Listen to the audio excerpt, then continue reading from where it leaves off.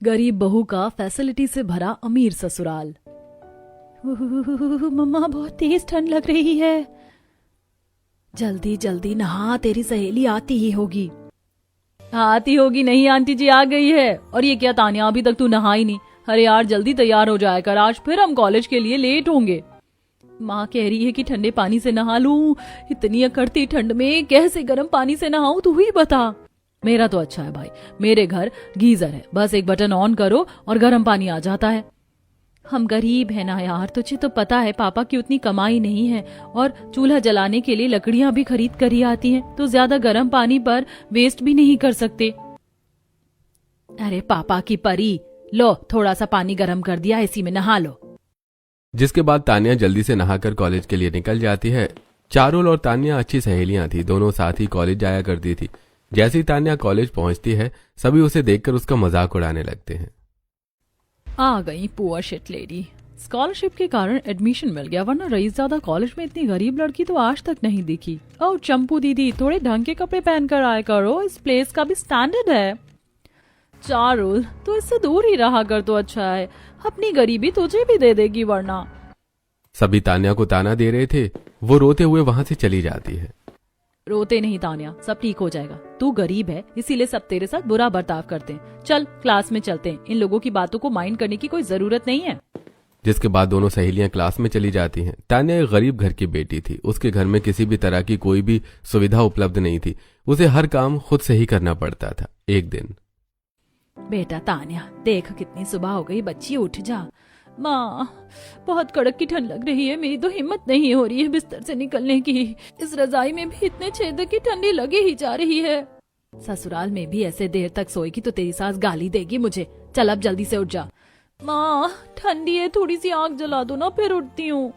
तानिया गरीब घर की बेटी थी, उसके घर में मॉडर्न तौर तरीकों के तरह किसी भी प्रकार की कोई भी सुविधा नहीं थी, जिस कारण उसके घर वालों को हर चीज के लिए बहुत ही ज्यादा मेहनत करनी पड़ती थी।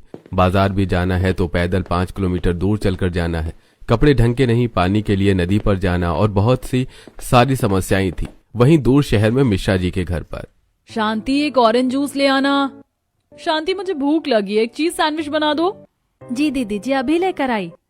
जिसके बाद शांति जल्दी जल्दी सैंडविच और जूस बनाकर दोनों बहुओं को देती है। शांति ये क्या, तुम्हें पता है मैं स्पाइसी नहीं खाती, फिर भी तुमने इसमें इतना सारा तीखा सॉस लगा दिया। कोई ना, नेक्स्ट टाइम ध्यान रखना। जी दीदी जी। बहू ये देख कुछ लड़कियों की फोटो आई है, कैसी है? मेट के लिए? वाह भाभी सो फनी, मम्मी छोटे भैया की शादी के लिए लड़की देख रही हैं। मॉम जी आपकी चॉइस इतनी बुरी कब से हो गई, सारी ही लड़कियां बेकार हैं। वही ना भाभी, मुझे भी नहीं पसंद आई एक भी। अच्छा वेट, पंडित जी ने एक बंडल फोटो और भिजवाई है, उसमें देख लेते हैं, ये लो। सुषमा जी सभी को फोटो दिखाती हैं, जिसमें से घर वाले 3 लड़कियों को शॉर्टलिस्ट करते हैं। माँ ये लड़की सबसे ज्यादा प्यारी लग रही है। ये तीनों ही अच्छी हैं, किसी से भी बात चला लो। ठीक है, मैं आज ही पंडित जी से बात करती हूँ शाम में। उन 3 में से 2 लड़कियों ने मना कर दिया, अब बची ये एक। इसके घर वाले शादी के लिए राजी हैं, सब ठीक है, लेकिन ये गरीब है। बहू अगर लड़की गरीब है तो क्या शादी ही नहीं होगी? ऐसा नहीं है माँ जी, 100 फोटो देखने के बाद तरुण को ये लड़की पसंद आई है, मुझे कोई एतराज नहीं है, लड़की गरीब हो या अमीर, बस बहू सुशील होनी चाहिए। मुझे भी लड़की पसंद है।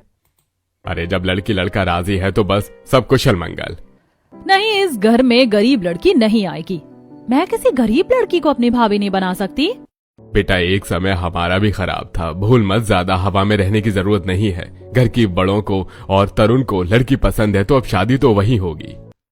जिसके बाद राजा राम और सुषमा लड़की के घर पर बात चलाते हैं और फिर तानिया का रिश्ता तरुण के साथ फिक्स हो जाता है और तानिया कुछ ही दिनों में तरुण के परिवार की बहू बनकर ससुराल आ जाती है, जहां सास आरती की थाल लिए बहू का स्वागत करने के लिए पहले ही दरवाजे पर खड़ी होती है। वाह कितनी सुंदर पोता बहू है मेरी, भगवान किसी की नजर न लगे मेरी पोता बहू को। हाँ माँ जी, लक्ष्मी का रूप है। सास बहू का गृह प्रवेश करवा रही होती है कि तभी ये गरीब और लक्ष्मी का रूप, अपनी शादी में ही लहंगा किसी लोकल मार्केट का पहन कर आई है। वही ना दीदी, देखो तो ज्वेलरी भी नकली ही पहनी है। अभी अगर माँ जी अमीर बहू लाती तो ढेर सारा दहेज भी मिलता और बहू का एक क्लास भी होता। वही ना भाभी, मुझे तो ये छोटी भाभी बिल्कुल पसंद नहीं आई, एकदम पुअर लोअर क्लास वाइब दे रही हैं। तुम तीनों बहुत ज्यादा नहीं बोलने लगी हो? हाँ बहू, हमें दहेज से मतलब नहीं था, बहू से मतलब था, और हमारे घर की लक्ष्मी आ गई है, अब हमें और कुछ नहीं चाहिए। तो अब तुम लोग फालतू में बात का विवाद मत करो। जिसके बाद बहू का गृह प्रवेश होता है और तान्या घर के अंदर आती है। बहू, तो इन तीनों की बात का बुरा मत मानना, लेकिन स्वभाव में बहुत अच्छी हैं। बहुओं, नित्या, जाओ छोटी बहू को इसका कमरा दिखा दो। हम इस गरीब की नौकरानी नहीं है, हम क्यों दिखाने जाए? इसके मायके में भी क्या इसे इतने ठाट मिलते होंगे? मैं नहीं जा रही, मैं तो थक गई हूँ, कमरे में सोने जा रही हूँ। इसी तरह दोनों बहुएं नंद सभी अपने कमरे में चली जाती हैं। बहू, बुरा मत मानना, चल मैं छोड़ आती हूँ तुझे तेरे कमरे में। कोई बात नहीं माँ जी, आप बस बता दीजिए कौन सा कमरा है, मैं खुद चली जाऊंगी।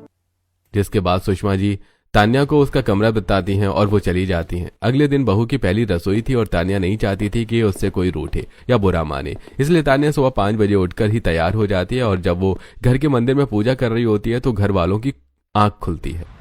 इतनी सुबह सुबह क्यों मंदिर का घंटा बजा रही हो देवरानी जी? एकदम गंवार बहू ले आई है माँ जी घर में। सभी पूजा पाठ की आवाज में हॉल में आते हैं। बहू, इतनी सुबह तू क्या कर रही है? गांव में इतनी जल्दी उठ जाते हैं, यहाँ तुझे इतनी सुबह परेशान होने की जरूरत नहीं है, समझी? जा जाकर आराम कर, 7 बजे के बाद कमरे से बाहर आना।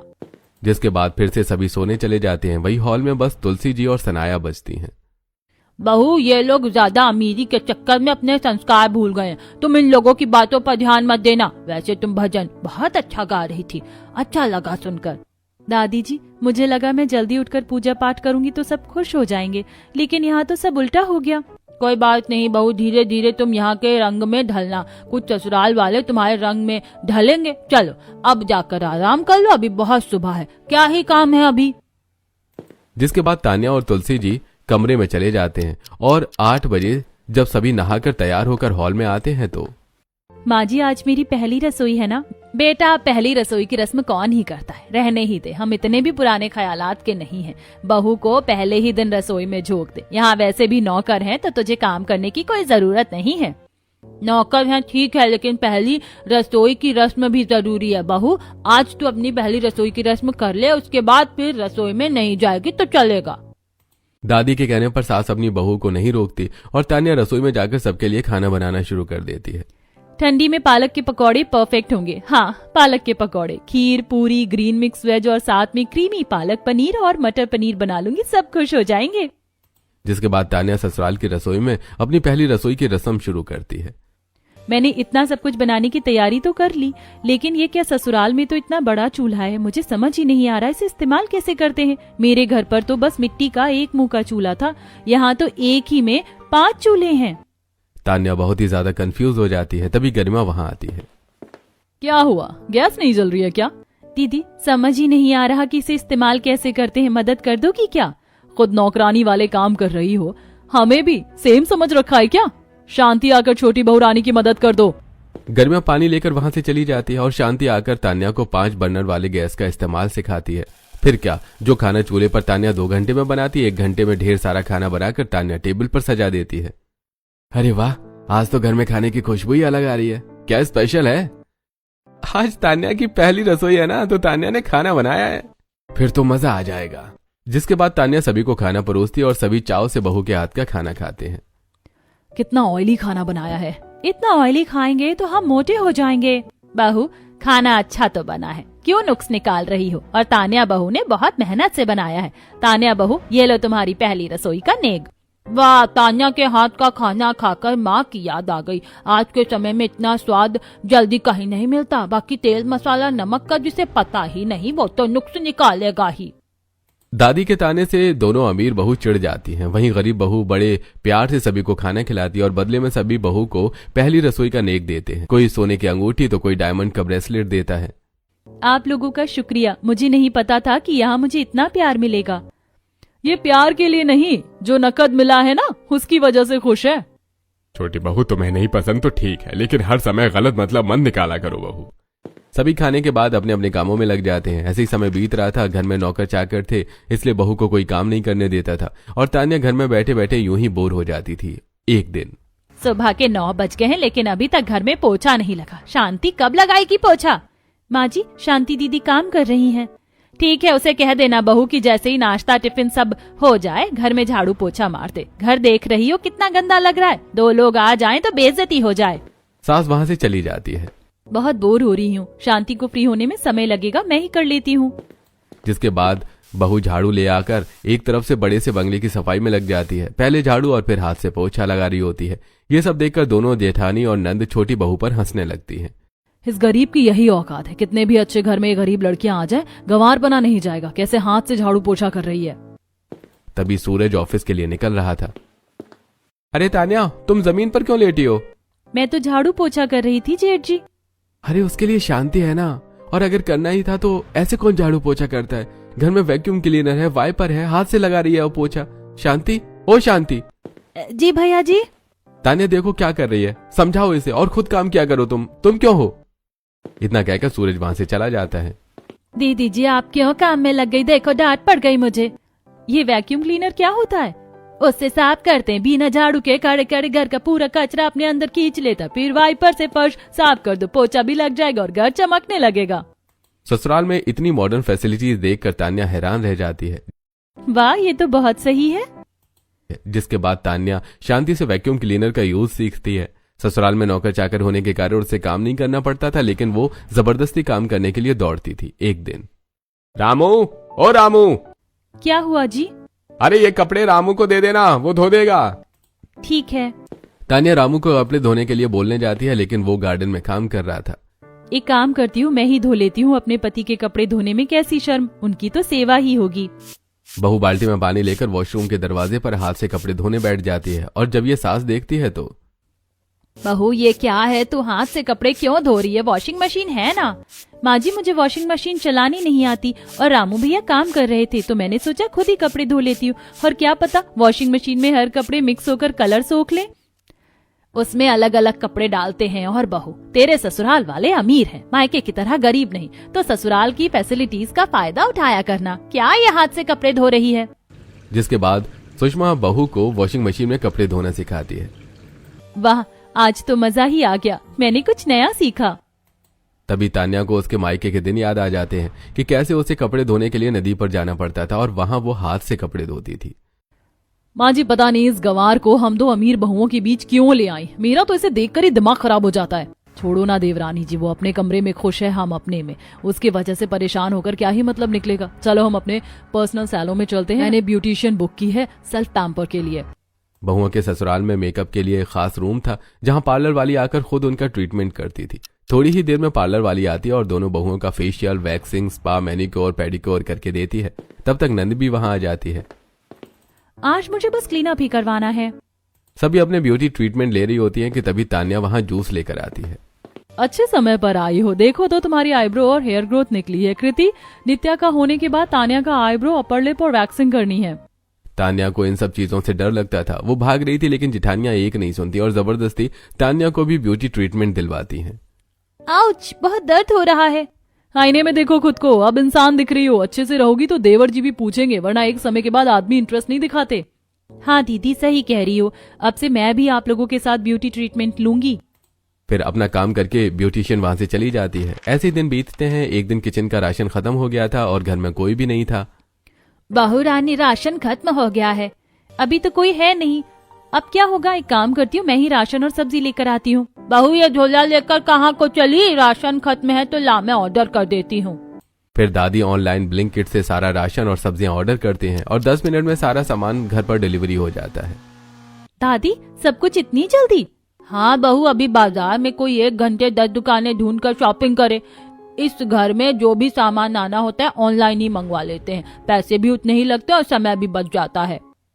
ससुराल में धीरे धीरे तान्या को बहुत कुछ नया सीखने को मिल रहा था। एक सुबह जब तान्या सोकर उठती है, बाप रे, आज तो कुछ ज्यादा ही ठंडी है। अरे तुमने फिर से एसी क्यों चालू कर रखा है? वो वहाँ हीटर का बटन है, हीटर ऑन कर दो, कमरा गर्म हो जाएगा। और ठंडे पानी से बिल्कुल मत नहाना, गीजर चालू कर लेना। जिसके बाद तान्या तरुण की बताई बटन प्रेस करती है। कुछ ही समय में पूरा कमरा गर्म हो जाता है और तान्या की ठंडी भाग जाती है। वाह, ये तो बहुत सही है, एक बटन से पूरे कमरे का तापमान बदल गया। अभी मायके में होती तो घास के अंदर छुपना पड़ता गर्मी के लिए, वहाँ ठंडी से बचने का कोई उपाय ही नहीं। जिसके बाद तान्या वॉशरूम में जाकर गीजर ऑन करके गर्म पानी से शावर लेती है और एक बार फिर से उसे एहसास होता है कि ससुराल में उसकी जिंदगी एकदम से बदल गई है।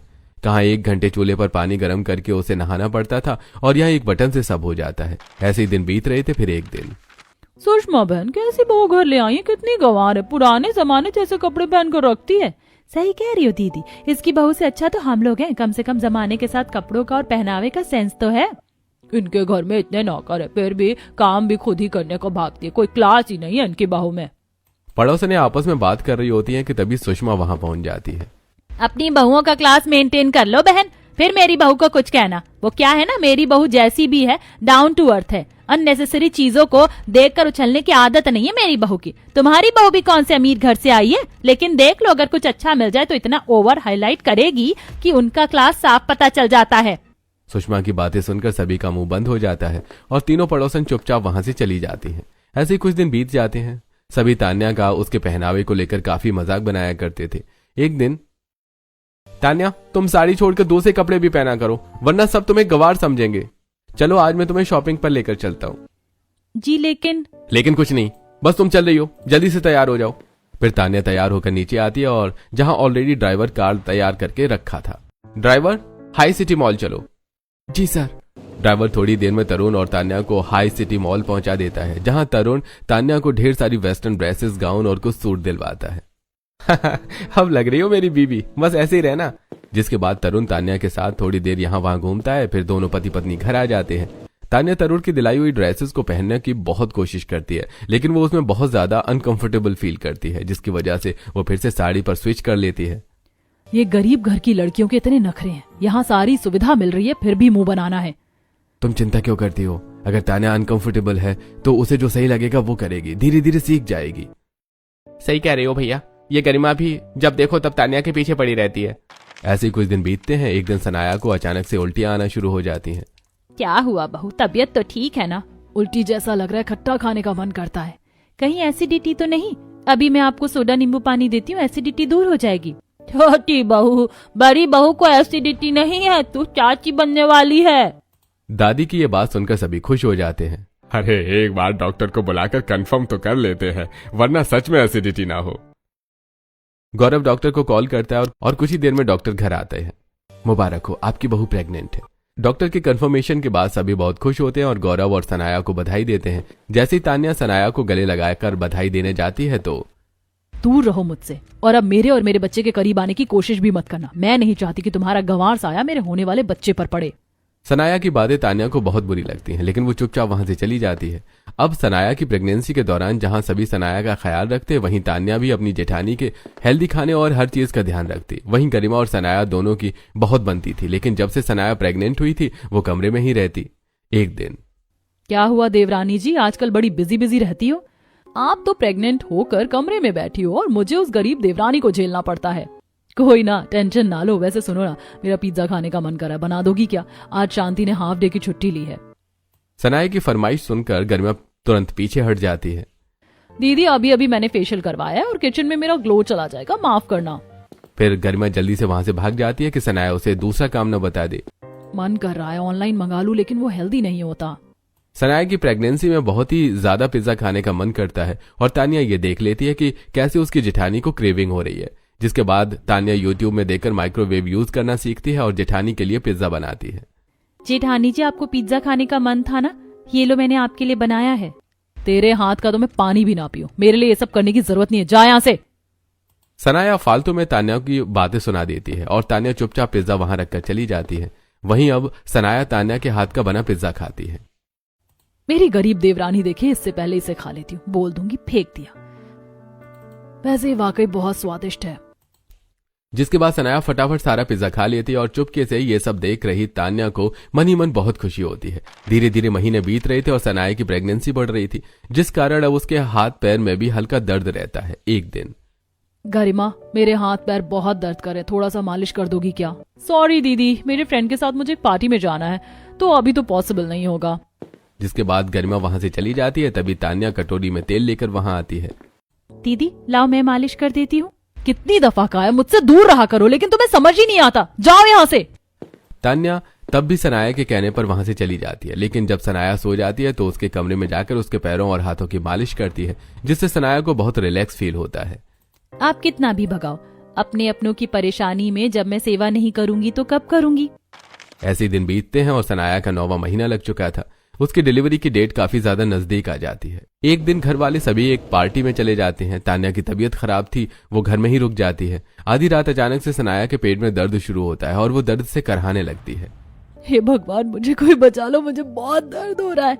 दीदी आप चिंता मत करो, मैं आपको अस्पताल लेकर चलती हूँ।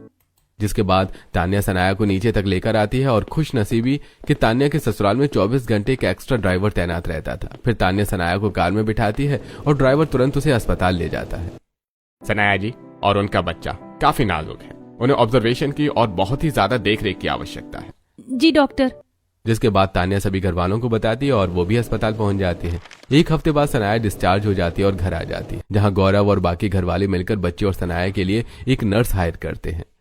थैंक गॉड नर्स हायर कर ली, मैं ज्यादा दिन इस गरीब देवरानी को नहीं झेल सकती थी। जिसके बाद नर्स ही सनाया और उसके बच्चे की देखभाल करती है, लेकिन नर्स भी हर चीज में काफी लापरवाही करती। वो बच्चे को ढंग से दूध नहीं पिला पाती, सनाया को समय पर दवा नहीं दे पाती। बच्चा रात में रो रहा होता और उसके नर्स उसके मुंह में हनी निप्पल डालकर खुद सो जाती। ऐसे ही दिन बीत रहे थे। एक दिन नर्स के बच्चे की तबीयत खराब हो जाती है। माफ करना मैम, मैं कल से 7 दिन के लिए यहाँ नहीं आ पाऊंगी। मेरे बच्चे की तबीयत खराब है और उसे देखना भी जरूरी है, तब तक आप इन्हें संभाल लो।